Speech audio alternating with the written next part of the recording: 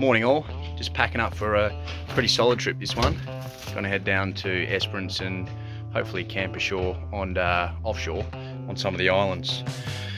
Just gearing up and wanted to know how good block ice is for trips like this. Now, this piece had only been in there for overnight, so it didn't quite go the whole way through, and the actual temperature probably only got to just under 0 degrees, whereas these ones down here, it's -16, so you just get that much more time before they melt. Also got myself a little present. IMS Dobbos, heard good things, see how they go. When you try to pull things out that are pretty stuck to a non-rated recovery point. So the basic plan for this trip is for myself, Salty and Gido to head down to Esperance and get out on the boat and explore some of these islands. Hopefully we're going to find somewhere where we can camp on one of these islands. We've got a few in mind that we've looked at on Google Earth. We don't want to go to the ones that people have camped on before. We want to try and explore something a bit different and get right out of our comfort zone. After calling the sea rescue on the way down and giving them a bit of a heads up, after they tried to convince us not to do it and tell us that we're crazy for camping on some of these, they also told us that you won't even get two-way reception out there back to the base. So the two-way radios are essentially useless unless you're getting other ships and boats out there. Morning one. Pretty good sleep, plenty of dew. Chose a good place to sleep. So, just after talking about the area that we're potentially going to be going, what are your thoughts on it? On the beach or the island? The beach. Well, how do you feel about going on the islands? I don't like steep beaches, steep soft beaches at all. I've never seen you so locked up. You backed up into your car. The cars, yeah. Yeah. Did you say steep beach? No, islands are mellow. Sweet, bring it on. Steep beach, well, chance of losing my car. Yeah, but on an island you can die. Yeah, well, You just lose your car on the beach. yeah, well, maybe I'd rather die. We'll suss it on the day. I'll go first. You go first. If you get stuck, I'll Call for help. I'll send for help. 0 reception. Got to cross Salt Lakes to get there too. I'm nervous about the islands. Big time. I don't reckon it's big. Just boats, anything can happen. Put the mail in the boat, so we'll be fine. Floating esky, and we've got EPIRBs. Yeah, I've got 3 EPIRBs and a sat phone, and three two-ways, and probably one of those things work. It'll be good. Whether we're only going out for a day or for a night. The swell's a little bit bigger than I was hoping tomorrow. The thing that scares me is a lot of the ground out where we're going is unsurveyed. So you could be driving along and a wave just breaks out of nowhere, which... That's what you're concerned about. That's one of the things that I'm concerned about. What else are you concerned about? The motor dying and us drifting into an island or into a break. Yeah, but that's going on the ocean full stop. Yeah, but at least you know where the bombies are. Well, if you've got no motor, it doesn't matter. But you can anchor. Oh, yeah, true. Yeah.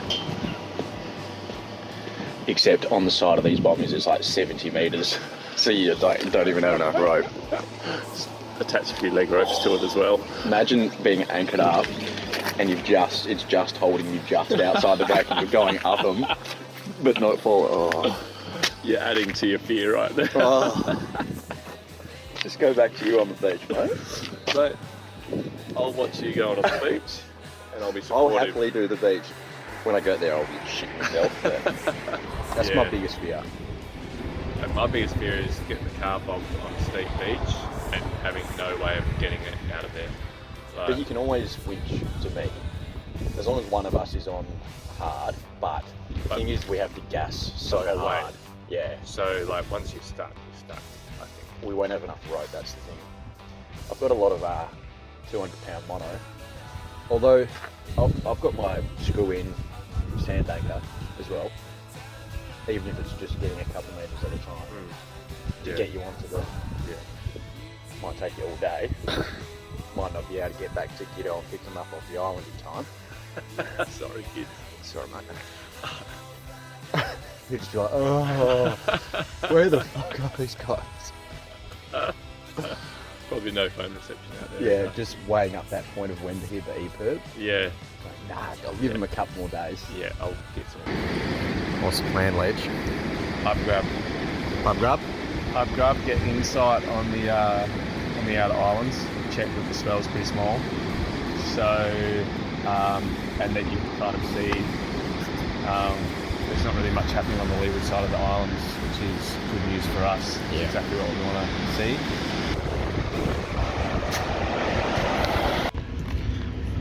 Oops.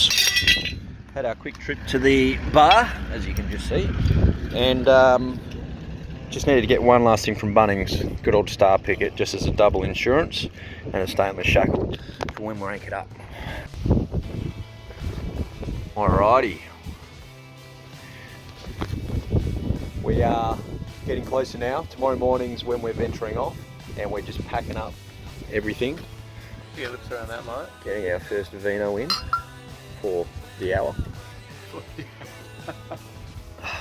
And we've got to try and work out what we're going to take. Definitely the electric to skull drag some half a kilo nannies in. Yeah, beach setup, a cabin full of stuff, beers, a few rods.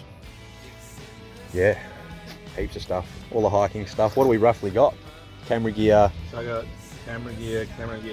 This whole right section is camera gear, first aid, Yep. all the snake bite kind of stuff, burns, patches, got some water, little 3-prong gidgee, all out camping hiking gear, Yep. just in case we So that's all in that bag, eh? traverse an island. Yeah, it's everything. That's yours, mine. That's pretty good. Plus like a bottle of rum and Oh. little Yui boom and stuff. Like Yep. everything's in there. A few luxuries. Yeah, a few luxuries. Big power lithium power bank. Yep. And then just a couple pairs of clothes and just random gear. That's it. Fair bit. But realistically, but that's pretty small. When you're documenting it, that's when it all Yeah, you've got pretty much 2/3 of your gear is just documentation, camera gear. and then I've got my own. Yeah, and then And then yours as well. Gido's got Gido his has own. as well. Got a mal just in case, for whatever reason, we need to jump off the boat to paddle stuff into shore if we can't get too close. Gido might have a kayak though.